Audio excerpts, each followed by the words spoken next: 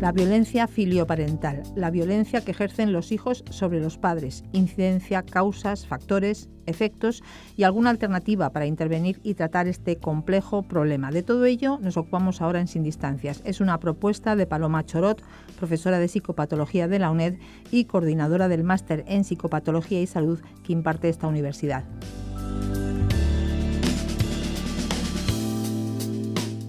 Hola, buenos días. El programa de hoy va a versar sobre la violencia filioparental. Tenemos el privilegio de contar con dos grandísimos expertos, conocedores de este tema, el profesor Javier Urra. Buenos días, Javier. Muy buenos días, encantado de estar con tus oyentes, contigo. Y antes de nada, permíteme que te demos las gracias porque en ese magnífico máster de psicopatología y salud ya tenemos un módulo de violencia filioparental y, por cierto, qué número tan importante y qué calidad de alumnos tenéis. O sea que muchísimas gracias. Efectivamente, muchas gracias a ti, Javier.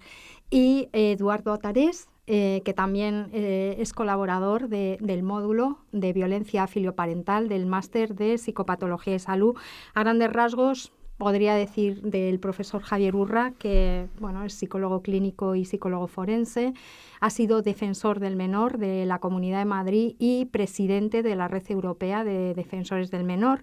En la actualidad es presidente del Consejo Rector del programa Recurra-Ginso, presidente también de la Sociedad Española de Violencia Filioparental desde el 2014 y coordinador del módulo sobre violencia filioparental del máster de psicopatología y salud de la UNED, con lo cual, mejor que nadie, no podemos contar con nadie mejor que con años te van haciendo el presidente. profesor Urra. De ahí a que te hagan presidente de honor es todo un paso. Sí, esos cargos son... Pero tenemos gente muy joven, es el caso de Eduardo, con muchas ganas, con mucha pasión, con mucha ilusión. Yo creo que eso es muy importante. Claro. Cuando se trabaja, que haya chicos, chicas, distintas edades, distintas experiencias y un solo objetivo, ¿no? Que es que la relación de padres e hijos mejore. Claro. Y Eduardo Atarés, psicólogo sanitario, director del campus de Campus Unidos, centro terapéutico residencial del programa Recurra-Ginso. Buenos días, Paloma, y muchas gracias por la invitación. Muchas gracias a ti, Eduardo. Si os parece, voy a modo de breve resumen, pasaría a hacer una introducción sobre la violencia filioparental y luego ya empezamos a comentar cositas. Muy bien. Podemos indicar que la violencia filioparental es un tema importante en el campo de la psicología, de la psicopatología de la infancia y la adolescencia y en el campo de la psicología clínica en general, que ha emergido recientemente en los medios de comunicación y en la sociedad en general, que no es un tema nuevo, como nos decía muy bien el profesor Urra en una magnífica conferencia que nos estuvo dando en el máster de psicopatología y salud este pasado sábado, que no es un tema nuevo, repito, pero sí es un tema muy poco tratado hasta el momento, por lo menos desde mi punto de vista, yo así lo entiendo. Se trata de una problemática de enorme interés en la actualidad, ya que en los últimos años se ha incrementado de manera espectacular, de manera alarmante, los casos de padres y madres que son maltratados por sus propios hijos, bien física o psicológicamente. Y lo peor de esta situación de violencia ascendente es que va a más. No solo no se reduce, sino que va a más en número de casos y en epidemiología, en tasas de incidencia.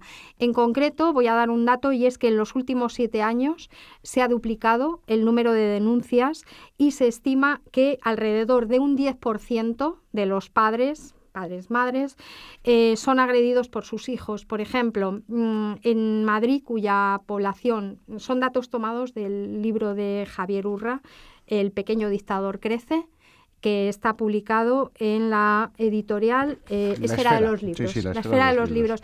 Es un libro que ya de entrada os lo recomiendo, pero sí o sí. Yo también. Sí, por eso. Y decía que en la población de Madrid, por ejemplo, que hay una tasa de adolescentes en torno a los 300.000 jóvenes, pues habría alrededor de unos 30.000 casos de violencia filioparental, que ya está bien, ¿eh? Incluso el profesor Urra, en este libro que os digo, publicado en 2015, señala que podríamos estar ante una pandemia de violencia filial y que cada vez son más las familias que conviven con esta realidad.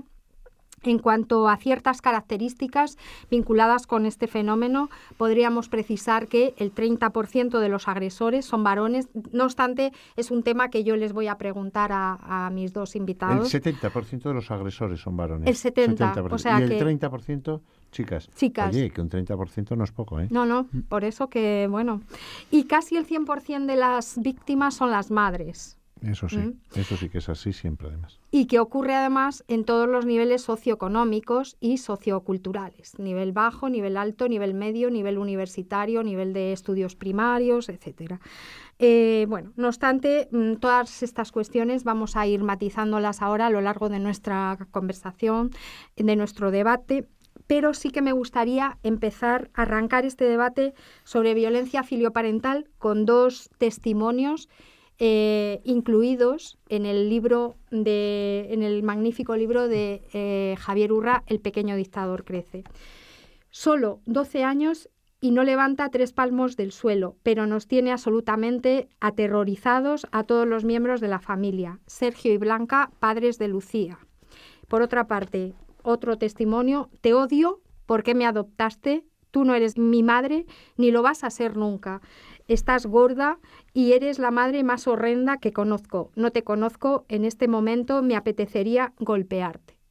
Raquel, 16 años. Bien, con estos dos testimonios, como ya comento, arrancamos este debate. Primero planteando, si os parece, qué se entiende por violencia filioparental, cómo se define la violencia filioparental y de qué manera a lo mejor se puede entender como una forma de maltrato, al igual que, bueno, pues otro tipo de maltrato como maltrato infantil o bullying, y qué tipos de violencia filioparental podemos entender hasta hoy. Bueno, la violencia filioparental se entiende como aquellos comportamientos repetidos de agresión hacia los padres o las figuras que sustituyen a los padres, a los tutores. Esta violencia tiene diversos tipos, ¿no? O sea, no nos podemos quedar solo con la agresión física, que es lo que más puede llamar la atención, sino que también hay violencia psicológica, hay violencia verbal, hay violencia económica, pues que es robar a tus propios padres o destrozar objetos, bueno, todo ese tipo de violencias. ¿Hay un fin, un objetivo en esos comportamientos? Bueno, esto es un debate que hemos tenido mucho en la SEVIFIP, en la Sociedad para el Estudio de la Violencia Filioparental. Y bueno, aunque en un principio muchas veces son comportamientos reactivos a situaciones, parece que al final siempre hay una intención de controlar el entorno familiar, controlar quién manda en casa, ¿no? Siempre que existe un fenómeno tan grave como es la violencia filioparental, vamos buscando datos sobre la prevalencia, que las tasas, cuánta incidencia hay de este tipo de violencia o del otro, tal. ¿Existen datos en España que sean fiables sobre este fenómeno? Por ejemplo, incluso en relación con características demográficas, como puedan ser, porque yo he apuntado algo, pero muy a grandes pinceladas, ¿no? ¿Existen algunos datos confirmados ya en España sobre este tipo? Bueno, así esos datos que has comentado, que son bastante significativos, se le puede añadir que en el año 2014 hubo unos 4.600 expedientes incoados por la Fiscalía General del Estado. O sea, que son denuncias que se llevan a trámite y que se inicia un procedimiento, ¿no? No sabemos cómo termina, pero es un número significativo, muy significativo. Y el tanto por ciento de delitos ya establecidos de la violencia filioparental respecto a otros delitos también ha aumentado mucho en proporción. Es el delito que más aumenta en proporción año a año respecto al resto, en menores. También se estima que suele denunciar 1 de cada 8 padres que sufre este problema. O sea que tendríamos que multiplicar por 8 si queremos hacernos una idea exacta de lo que está ocurriendo, los datos que actualmente existen. Teniendo en cuenta que España e Italia son los países que tienen menos natalidad, pues es un problemón, lo que tenemos. Entonces, nosotros, más allá de la estadística, un 8% de las llamadas que tenemos nos dicen no puedo con mi hijo, y son hijos que tienen menos de 8 años. Esto es muy significativo, esto es muy grave. Claro. Y luego, claro, aquí se aborda bien el tema hasta los 18 años. Pero luego hay chavales que no pueden volver a casa, que su relación, en fin, no es de respeto, y tendrían que buscarse otras salidas, y por lo tanto, mayores de 18, pues están en una situación también realmente sin abordar. es un tema que poco a poco los ámbitos sociales, sanitarios, educativos, judiciales, legislativos, se han dado cuenta que tenemos un verdadero problemón, pero tú lo decías antes, no es violencia de género, pero sí es verdad que quien pega a su madre es casi seguro que va a pegar el día de mañana a su pareja. Por lo tanto, esto o se aborda pronto. Por cierto, que también nos llama muchísimo la atención que cuando hablas con los chicos, le dices, oye, ¿y a ti te puede pasar que el día de mañana tus hijos te agredan? Y te miran con una sonrisa y dicen, a mí no. Y la pregunta es, bueno, ¿por qué tienes tú tan claro cómo lo vas a hacer? Claro. La dificultad un poco también de los datos es la dificultad que nos surge también a la hora de intervenir, ¿no? Es un problema que está encapsulado en casa, normalmente, ¿no? Entonces, pertenece a una esfera en la que muchos padres no quieren que salga esa problemática fuera, no quieren que se enteren. De hecho, nosotros vemos muchísimos casos en los que incluso los tíos de los chicos, hermanos de los padres, no saben que existe esa problemática. Es un fenómeno que los padres lo ven con vergüenza, con culpa y tienden a ocultarlo. Con lo cual eso dificulta la intervención, primero el diagnóstico, luego la intervención, claro. Claro, por eso a mí es un tema que me choca, que me llama mucho la atención. Por una parte, el que el 100% casi de las víctimas sean las madres, y luego, por otra parte, lo que estáis comentando de las denuncias, ¿no? Que son infrecuentes, que no se denuncia, que es precisamente lo mismo que ocurre, por ejemplo, en los casos de abuso sexual intrafamiliar a menores, ¿no? Claro. En los casos de abuso, en el tipo, en la forma de abuso sexual en niños dentro de la familia, el intrafamiliar, por ejemplo, los datos que yo he recogido del teléfono del menor de la Fundación ANAR dice que solo en un 11% de los casos se denuncia y que incluso la ONG Save the Children señala que en el 99% de los casos no son denunciados, incluso en este tipo de abuso. Bueno, ya sabemos que hay una tendencia al secretismo, por el tipo de abuso pues puede haber unas consecuencias derivadas de la revelación, como la ruptura de la pareja o la implicación en un proceso judicial, que eso al niño, que es realmente siempre el que lleva a cabo la denuncia, en la mayoría de los casos le frena, ¿no? Pero en este caso... Aquí, Paloma, esto se explica por dos razones. Una, porque los padres son víctimas a veces de la agresión y víctimas del juicio social. Es decir, si digo que mi hijo me agrede, van a decir, bueno, porque eres un blando, un débil, pues eres patético, y por tanto te lo mereces. Y si no te lo digo, lo pienso. O yo creo que tú lo piensas. Entonces, primer tema. Segundo, porque hay padres que han sufrido mucho y nos lo han dicho. Vas, pones la denuncia, llegas a un juicio, y en el caso de que el juez ordene pues, su internamiento, 9 meses, 12 meses, un grupo importante de chicos mejora mucho y bien.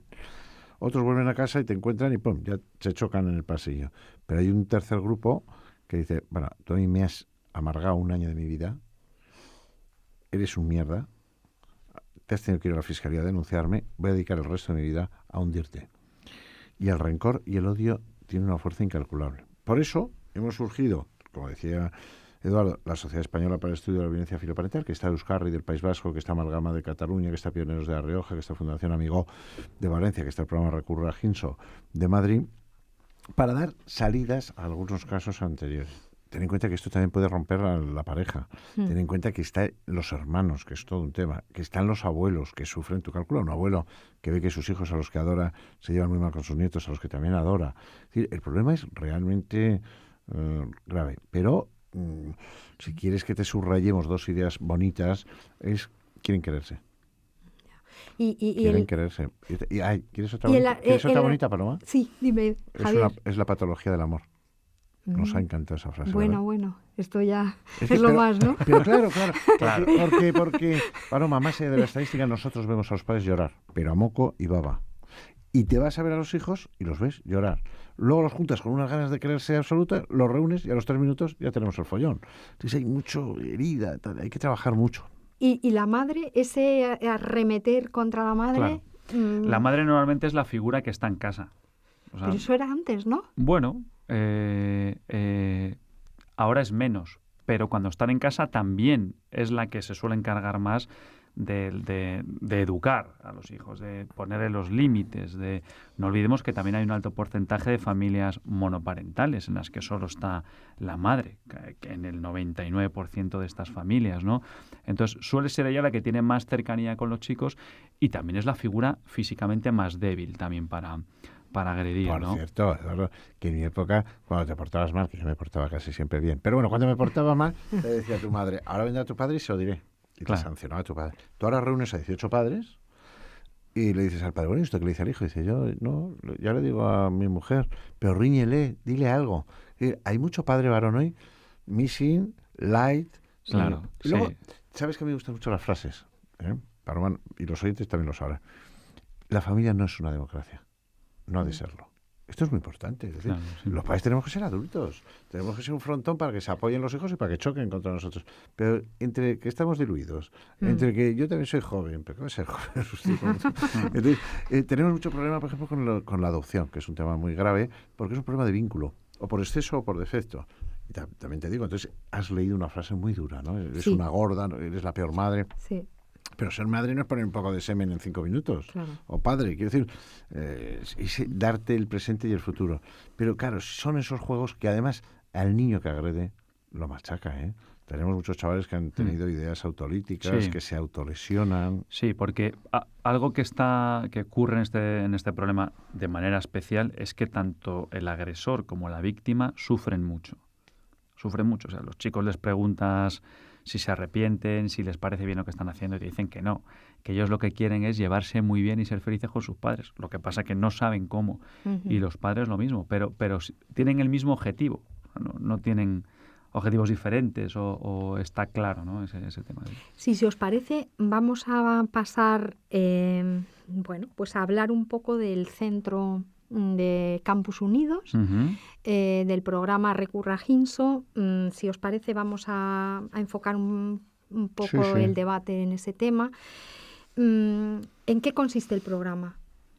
Bueno, el programa nace de que tenemos un problema, padres e hijos, Mm. que no hay un culpable, sino que hay padres e hijos en conflicto. Y que tenemos que intervenir, como dice Eduardo Tarés, porque somos como un paréntesis. Usted tiene un problema, llega a nosotros, somos un paréntesis, pero al final usted vuelve a casa y son ustedes los que lo tienen que resolver. Acierto que ha tenido el programa Recurra Ginso, trabajar con los padres y con los hijos. Todos los hijos que suelen estar con nosotros como 10 meses en una residencia, mañana, tarde y noche, sábados y domingos, pero sabe que estamos trabajando con los padres. Padres que vienen de Huelva o de Orense 2 o 3 veces al mes. Entonces, y que trabajan en el día a día. Entonces, todo eso es muy sistémico, todo eso es muy familiar, todo eso. Y poco a poco, porque lo que sí es verdad es que el pequeño dictador no nace, se hace. Lo que pasa es que eclosiona cuando tiene 16 años, pero cuando tiene 4 o 5 ya está dando tobitas. Entonces todo el mundo, bueno, el nene cuando tiene 17 años y mide 1,85 es insufrible. Pero porque no le has puesto el límite. Y otras características, porque no toda la culpabilidad que tienen los padres es justa, sobre todo las madres. Entonces, hay padres que educan a 3 hijos, oye, y 2 están encantados con sus padres, y dicen que son una maravilla, y con un tercero se fracasa. Tenemos un porcentaje de chicos que requieren psicofármacos, hay chicos que tienen mucho consumo de alcohol y cannabis, que no es la razón de la etiología, pero que sí refuerza. Es complejo, pero vamos, seguro que Eduardo te amplía más. Sí, no. Básicamente el programa surgió para dar una solución a aquellos casos, a aquellos padres que precisamente no querían denunciar, porque entendían que si denunciaban podían romper un vínculo familiar que luego iban a ser incapaces de reconducir, ¿no? Entonces salió esta alternativa, hicimos esta alternativa y el programa trata de... Lo que hacemos es, vemos a los padres, vemos a los hijos, localizamos dónde están teniendo esos problemas y tratamos de que haya un equilibrio, mejoren la comunicación, los chicos entiendan por qué los padres se comportan así, los padres entiendan por qué se comportan así. Y bueno, es un proceso de reeducación y terapéutico. Hay que tener en cuenta también que, bueno, hay padres también con dificultades, más dificultades emocionales, que ellos tienen problemas para educar. Tenemos chicos también con trastornos. Entonces, bueno, no es un problema que tenga una raíz o dos raíces exclusivas, ¿no? Es muy poliédrico. Hay muchas y razones. Tenemos un 75% de éxito. El éxito es cuando es casi rotundo, el fracaso también es absolutamente rotundo. Es decir, pues porque tienen amigos más mayores, porque tienen droga fuera, porque el no romper con ciertas relaciones pues problematiza mucho, ¿no? Bueno, yo puedo dar fe de la maravilla del centro que tenéis en Brea de Tajo, que lo he estado yo visitando. Es verdad. Muchas gracias. Sí, ¿no? Es magnífico, espectacular, todo muy organizado, pero creo que tenéis también otras sedes, ¿no? Aparte de la Hay de Brea de 3 Tajo. sedes. Una que sería lo que es un gabinete normal, que le llamamos sede central, pero que hace luego también un seguimiento de los casos que salen después de la alta terapéutica. Luego tenemos expertos por toda España, lo cual permite un trato más próximo. Y luego hay una cosa importante que se llama CESFORPE, que es Centro de Estudios y Formación para Padres, que ahí es donde se trabaja, como decía Eduardo, a veces con el padre a título individual, a veces como pareja, a veces en grupo. Y luego una cosa que tiene que haber todos los meses es que los padres van al lugar donde tenemos el sitio, que es a 70 kilómetros de Madrid, a Brea de Tajo, para estar con el hijo. Y entonces eso ya es terapia familiar. Ahora bien, ahora que no nos oye nadie, cuando llegan a campus no hay teléfono, no hay ordenador, hay televisor cuando se les deja, no hay tabaco, no hay alcohol, claro. Hay analíticas. Y dices, joder, ¿qué te pasa con uno de 18 años? Pues que cuando ve la norma y mira alrededor, funciona. Claro. Pero es que el primer chaval que llegó nos tiró un slip. Y le dijimos, ¿pero a ti qué te pasa? Pero siempre se lo habían recogido. Entonces, vamos a ver. Es que ser dictador, yo me doy cuenta, es bastante fácil. O sea, como tú tengas a alguien que... ¿Y cómo puede ser que un hombre alto, grande y que manda a miles de personas no pueda con un niño de 9 años? Porque el niño se ha dado cuenta que haga lo que haga, el otro no le va a contestar. Y en este sentido, ¿habría algún perfil prototípico de estos menores infractores? Bueno, un perfil prototípico no hay varios. O sea, es cierto que son chicos que tienen dificultades normalmente para tolerar la frustración. Están acostumbrados a tenerlo todo, a conseguirlo todo a través del berrinche, cuando son más pequeños, de insistencia, cuando son más mayores, pues de la violencia, ¿no? Entonces les cuesta mucho tolerar esa frustración, sobre todo les cuesta mucho entender la jerarquía con el adulto, la jerarquía de la autoridad, ¿no? Ellos en su casa han invertido los papeles, entonces al final son ellos los que mandan en casa, son ellos que deciden dónde nos vamos de vacaciones, dónde nos vamos a cenar, todo ese tipo de cosas que la tienen que decir los padres, se han invertido los papeles, ¿no? Entonces eso es muy complicado de modificar. Son chicos inmaduros emocionalmente, les cuesta mucho conseguir las cosas, o sea, hacer el esfuerzo para conseguir las cosas, ¿no? Lo han tenido muy fácil. Son vagos, ¿eh? Son vagos. Que está dando ahí... Claro. Son vagos. ¿De son vagos? No le gusta. Hay que hablar claramente, ¿no, hay que hablar Eduardo? claramente, claro. Paloma, que yo nací y decías, joder, los padres pues te han traído al mundo y decías, gracias por haberme traído al mundo. Oye, chaval, que me ha parido... Pues su madre, que se llame Maite, ¿no? Y dice, oye, me ha parido Maite, y entonces, joder, yo no te he pedido nacer, y por tanto ahora te aguantas, y ni voy a ir al colegio, ni voy a estudiar, ni voy a trabajar, ni voy a hacer nada. Entonces llegan allí y decimos, oye, 4:30 de clase, por cierto, los olivos, a coger las aceitunas. Joder, o sea, mis padres le pagan a usted y encima vamos a hacer eso. Eso exactamente es lo que van a hacer. Y eso sí les eleva la autoestima, porque ahí empiezan a notarse que en el fondo son majos. Porque es más cómodo no hacer nada, claro, pero te sientes mal contigo mismo.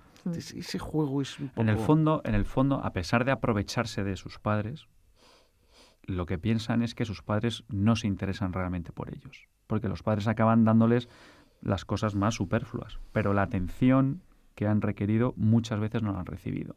Entonces, cuando ellos empiezan a sentir que realmente los padres se interesan por ellos, están haciendo cosas, vienen en las terapias, con nosotros van generando su autoestima, ellos empiezan a ver que realmente sus padres están ahí, ¿no? Y empiezan a desenfadarse, porque están muy enfadados con ellos, muy enfadados.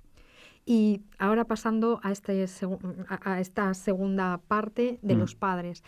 ¿Hay padres que puedan ser más vulnerables? Porque yo me lo pregunto. Si estoy en una familia, digo, hay algunos datos que puedan destacar de que este tipo de padres o que esta actuación de las madres es un factor de riesgo para que yo pueda ser maltratada por mi hijo. Un daño que ha hecho mucho es lo de que el niño se trauma. Entonces, una frase que se ha dicho, sí. Entonces al niño si le llamas la atención, si dices no, si le pones un límite, y si se trauma, se va a traumar. O sea, yo creo que en la vida hay que fortalecerlos, y hay que llevarlos a un hospital a ver a niños enfermos, y hay que entender lo que es el deber. Vamos a ver a la abuela con Alzheimer, no quiero, pero si no, si quieres, si debes, vamos, hay que mandarlo a un campamento. Entonces, hay padres... Sí, padres que tienen a lo mejor mucha culpabilidad, que son propensos a culpabilizarse por todo, tienen más dificultades para poner normas a sus hijos, porque le ven sufrir y no pueden con ello, ¿no? Entonces, ¿qué hacen? Pues bueno, tema de los castigos, sanciones y tal, pues no lo establecen como tienen que establecerlo. Y ahí sí que van estableciendo una relación en la que el chico va entendiendo que puede hacer lo que quiera, ¿no? Si hay una persona sola, son familias monoparentales, pues bueno, es difícil educar siendo dos, pues siendo uno tienes todavía más problemas, ¿no? Bueno, es lo que decía Javier antes, hay que ponerle mucha energía, hay que ponerle mucho ímpetu y tienes que estar con ellos, ¿no? Porque lo necesitan y lo requieren. Entiendo entonces que un problema importante en este tema de la violencia filoparental es la falta de normas. Por parte de la familia, por parte de los padres. Pero estamos llevando mucho la entrevista a los padres. Primero, cada niño nace con un carácter. Tú tienes 2 gemelos univitelinos y uno es llorón y otro no. Empezamos. Segundo, las circunstancias de todos parece que son iguales, pero no es lo mismo ser el primero que el segundo. Pero es que hay más. Influyen los amigos, influye la escuela, influye la red social, influye los medios de comunicación. Es decir, que el padre omnipresente y omnipotente, que yo voy a educar a mis hijos así y por tanto saldrá esto aquí, eso de la tabula rasa y sobre eso voy a escribir lo que va a ser mi hijo, muy Disney también, ¿no? Entonces, no es fácil. Antes te he dicho que hay niños que son obsesivos, hay niños que tienen algunos pensamientos un poco inusitados y extraños. Hay un porcentaje que requieren psicofármacos, vamos a empezar a contarlo, y a veces hipnóticos, y nuestros psiquiatras intentan retirarlo, pero no siempre es posible, porque tienen problemas no solo conductuales, sino de cómo idean la vida, ¿no? Entonces es complejo. Es un problema también social, ¿no? O sea, eso lo vemos. O sea, los chicos, bueno, todos estamos influidos por los valores que hay, ¿no? Entonces a veces los padres tienen que pelear mucho contra ciertos valores. Bueno, tengo el móvil con 8 años, todos van a ir a tal sitio, todos pueden acceder a estas cosas. Entonces, bueno, no es difícil a veces luchar contra esos valores del consumismo, de tenerlo todo en el momento que quieres. Y que en la red, cuando dices no puedes venir después de las 3 de la noche, 1405 que dicen no hagas caso al colgado de tu padre. Efectivamente, sí. De ahí que yo sé que ya casi estamos fuera de tiempo, pero me gustaría terminar este debate con una pregunta enfocada en el aspecto futuro de este problema. Es decir, ¿qué recomendaríais para prevenir la violencia filioparental en caso de que fuera posible? Sí, es posible. Es posible. Primero hay esperanza, segundo lean libros, no digo este. Hay uno muy bueno que va a sacar la UNED, un libro muy interesante sobre violencia filioparental dentro del máster de psicopatología y salud. Entonces, nos hace falta buenos profesionales, nos hace falta no perder los primeros años de la vida de nuestros hijos y transmitirles calor, contacto, piel con piel, te quiero, pero por eso mismo, tan importante como el yo es el tú. Ponte en el lugar del otro. Y el que no sabe lo que siente el otro pierde. Hay que sensibilizarlos desde el primer momento. Y no es más importante un niño que un abuelo. Son distintos. Eduardo. Nada, simplemente vamos a añadir que si es posible, bueno, pues en las escuelas se fomente la colaboración, la cooperación, la empatía, porque todo eso disminuye todos los comportamientos agresivos, ¿no? Sí, yo diría que es el libro que has mencionado tú, Javier, que se va a editar en la UNED, que va a salir dentro de muy poquito tiempo. Ahí estamos con los histogramas. Estamos ahí con los histogramas, pero puedo decir que es un libro magnífico, hecho por vosotros, hecho por ti, Javier, hecho por ti, Eduardo, el equipo de Recurra, y eso es muy bueno, que es magnífico vamos libro. A tratar de eso porque más que señalar los problemas, hay que activarse para resolverlos. Y yo creo que tener buenos profesionales es parte de... Pues es que si yo ya soy un mamporrero social, pues es que nadie quiere tener hijos. Si encima tienes miedo a que se vuelva contra ti, no, vamos a disfrutarlos. Claro. Pues día a día.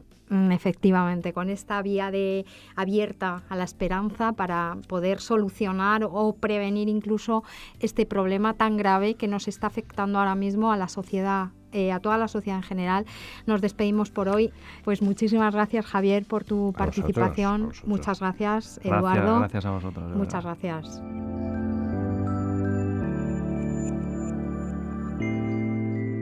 Eran Paloma Chorot, profesora del Departamento de Psicología de la Personalidad, Evaluación y Tratamientos Psicológicos de la UNED y coordinadora del Máster en Psicopatología y Salud de esta universidad, y sus dos invitados, Javier Urra y Eduardo Atarés.